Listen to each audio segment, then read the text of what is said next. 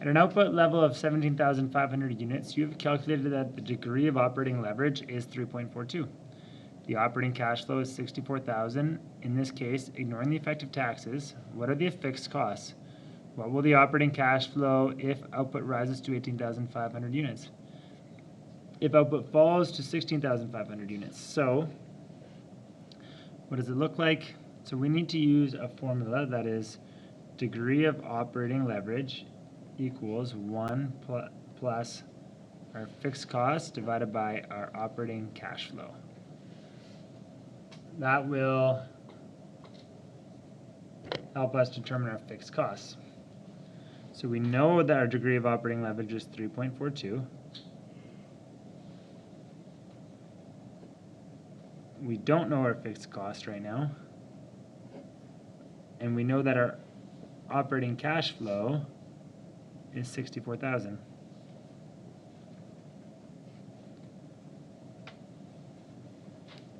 So we'll take 1 from both sides. This is now 2.42. And we'll multiply 2.42 by 64,000 to get fixed cost on its own. What we end up with is 154,880. So our fixed cost is 154,880. Now, what that means is our operating cash flow is affected by 3.42% because of our fixed costs. So if our sales increases or decreases by any percentage, it's going to affect our cash flows 3.42 times that, because we have such a high amount of fixed costs here compared to what our cash flow is. So at 17,500 units, we are making 64,000 after we pay back these fixed costs. Now, if we had a business that was below 1, we would have a very small effect, meaning these assets are well below 64,000 if this was below 1. So a change in sales wouldn't necessarily affect too much of our sales because we're more service-based. But the higher the fixed cost, the more asset-based, and you have to keep those assets moving because they cost you so much in fixed costs. The next question asks, what will the operating cash flow if output rises to 18,500 units? If output falls. So we need to determine, so this is 1,000 units each direction. So we can find out the answer and then just put a negative sign in front of it. So the way we do that is we have our percentage change OCF is equal to our degrees of leverage times our percentage change of the quantity.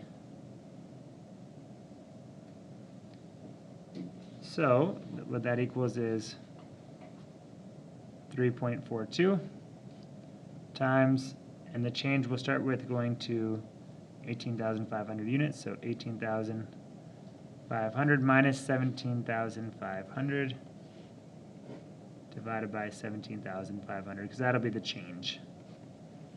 We end up with 3.42 times 5.7143,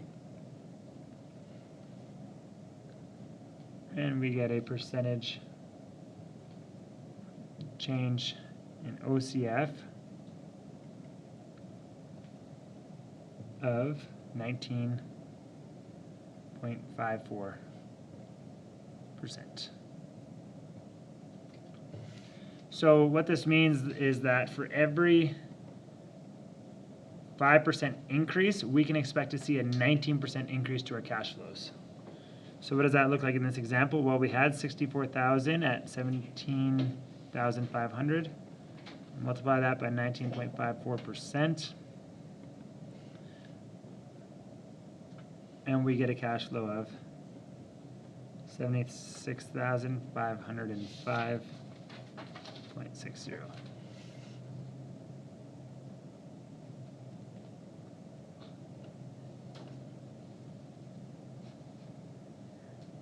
Now it asks if we go down to 16,500 units. Well, that would be a reduction in 5.7%. So this would just become negative 19.54%.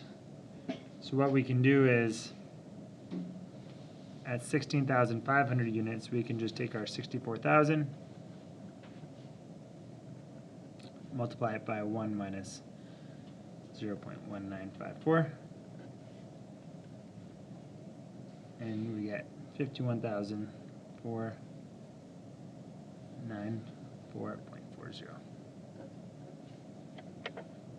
So as you can see here, our degree of operating leverage tells us what a change in sales would mean to our cash flows.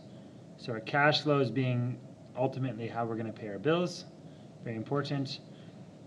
A high degree means that we have a lot more volatility in our company and we cannot absorb negative losses. It also means that we have a high amount of opportunity if you were to be able to increase your sales, because your cash flow will be multiplied by what you're able to increase to.